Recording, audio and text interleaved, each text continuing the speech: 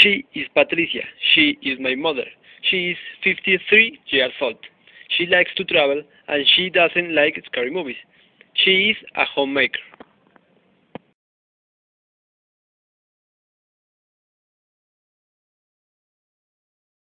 He is Alberto. He is my father. He is 54 years old. He likes to watch Soccer of Colombia and he doesn't like work a Sunday. He is employed.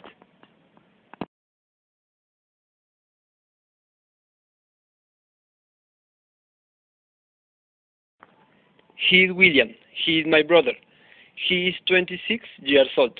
He likes to watch movies and he doesn't like diet. He is a marketer of Alpina. He is Wilmer. He is my brother. He is 20 years old. He likes to play football and he doesn't like cooking.